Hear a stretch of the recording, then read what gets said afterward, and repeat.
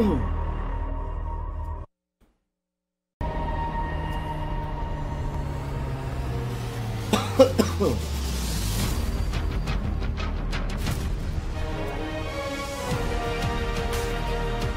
at Valorant at the Esport World Cup, Hepinize are on their way to Kanka bu crush arenaya some cırt keys. diyen kim ya? But the action Arena çok does iyi not oğlum. stop here. We've kicked things off, haven't we, Fancy? Not Yes, we just did. here in Valorant, but across this entire tournament. We've had that first matchup, and we are officially underway at the Esports World Cup 2025 on this huge stage that's that big. We all keep getting lost on it. It is crazy up here. Are you ready?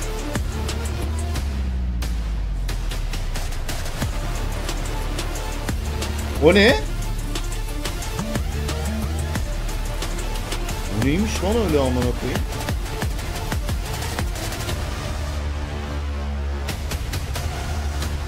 And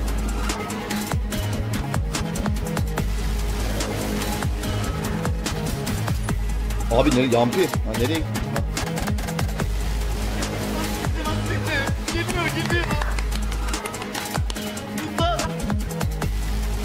For the side of BBL, it's looking pretty good right now. Çok güzel, çok güzel oğlum. Erkenden girdik, vermedik site'e. Bomba da kuramadılar. Bravo, bravo, bravo. Kamerayı aşağı indirsene. Pardon. And that just took it from bad to worse. The spike down, it's not looking great. Zelsis gonna go on the big so much by re-aggressing down below, by picking them off, by putting the pressure on, but it's not enough. And with a performance like that, the momentum definitely plenty to fall back on. This is the round that they need to take it across the line. What was that? John QT thought he could sense a cap. Was coming with buys and kind of risky here, especially when you look at how many ultimates they've got available. It's worth the risk. But that lockdown burned up from Magnum in the previous round. Now Bang has a lot more value to bring to the table. This guy's timeout called by the side of BBL. Yes, they've taken a moment to gather themselves here. It has been a close affair so far in this half, but still the danger that their opponents run away with it. We've already seen that streak of rounds coming in from the opposition. You can see Pal waffling away there. Working. Çok iyiydi be. Lemzelse dif atmış. KDA'sı gerçi daha iyiymiş ama. Nasıl lan? Killimiz daha yüksek amına koyayım. It's not a bad start. Levin as well, threading the needle. Easy kill. He's caught one looking the other way, and he got there in the end. Clean from Prophet. Allah'ım Sinco moment yaşanıyordu. This has gone from what would look like a very easy cleanup round to what could be incredibly costly. Definitely striking fear into the heart of Magnum here in that outlaw chime out on the other side with the half shields, but they're just going to buy time as Profek wraps his way all the way around. It's only a ghost to work with, and those players are already through to the A site. So his flank is going to be first. Dash out, info is good. He spotted at least one. It could be both. And with 12 seconds left, he needs to push forward through the wall, and it doesn't work out for Bang. Zekin, barely enough time to get this plant in. Nice! He needs to get oğlum. and Profek swings just in time to ensure he can't. Another drive in this chaos. Da gitti. Okey. Burada ne oluyor? Arkada çocuklar. Covering the Valorant action in the group stage in the STC Esports Arena. We've already got all the best of ones out of the way. We've set the table. We've got teams seeded into the elimination matches. Ya çok sıcak onlar. They're not going to deal with nonsense. They want to be at their best they possibly can be. They didn't feel like a Charlotte brought that to the table. You had Flicker into it. Regions, at least in the recent stages. We were talking about BBL narrowly missing out on Toronto. DRX narrowly missing out as well, I believe, in that matchup against Paper X in the lower bracket. So I'm pretty sure this is the 4th EMEA seed in stage 1 and the 4th seed from Pacific, unless I'm missing out on something. So it's going to be a bit of a measuring stick as to how the regions are as well. And I think these fast hits on every part of the map so many times, but particularly on that A side, to the point where it's like, if you are now expecting that a lot of these rounds of your DRX, and then the drone play, as I sort of mentioned, it's just a real tiny detail, and you only really get to see it on the mini. That heavier quote-unquote weaponry is here, though. It's just a grab net. That'll get called. Fast line up, keeps things safe. Messy here at the Ne oluyor lan? Oğlum nasıl kimse? That gets instantly countered. DRX stay alive, taking lots of chunk damage though. Tamam. Tamam. Ne oluyor oğlum? Kimse nasıl ölmedi ya? Bu arada Magnum ulti açmış A'ya.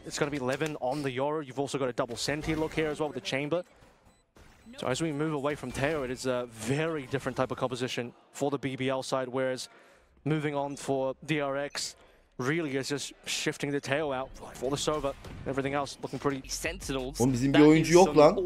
Right there, and they have recently swapped up their comp also. Yampi yok. Onto that jet. Profek yok. Is a very popular choice right now. Oyuncularım nerede?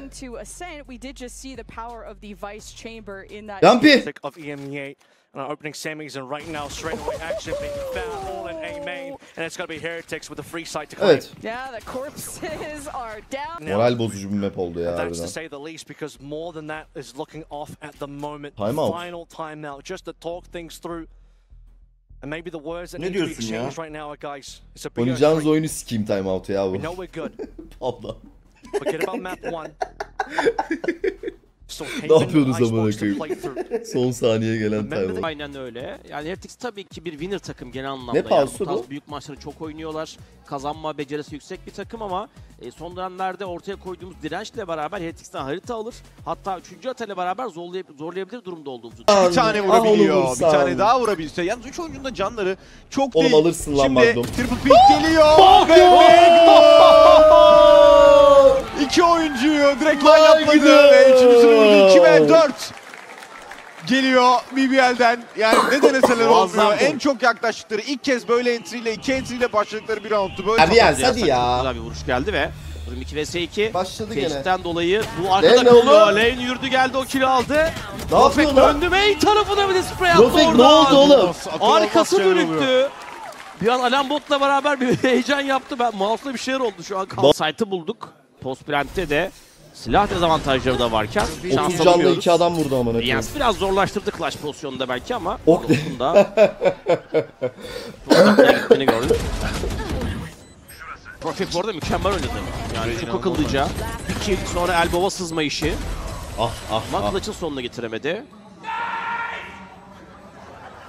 Fake'e bak. Ses fake'i atmış, olmuş gibi. Evet, İmanın yarısına bazen kadar. ya biraz ekstra bir yorum yapmak zor. Ara ile Lane'in bu arada statları var ilk haftaya baktığımızda. Yani burada çok büyük fark olduğunu söyleyebiliriz ki Ara takım aynen kazansın kazanmasın biraz kötü gitmişti o karşılaşmalarda. Yan parçalardan çok iyi verim almışlardı ki Lane alıyor Grubinho tabii bu esnada ama hala Taret'e güveniyoruz biz. Hemen altında da oğlum bura daha kaliteli geldi lan gözüme. Grubinho'nun. Hemen altında da Magnum var Grubinho'nun. Karar verdi. Yürümeye karar verdi ve Lane! 3 kill ile beraber 13-11'le. Nice!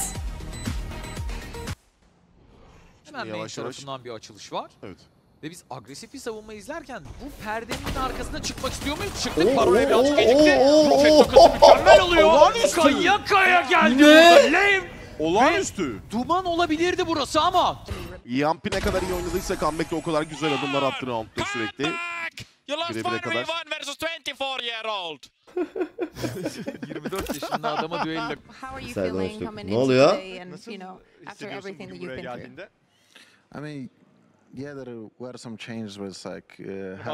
Oğlum Derke çok pis kilo almış ha. Benim gibi olmuş ama.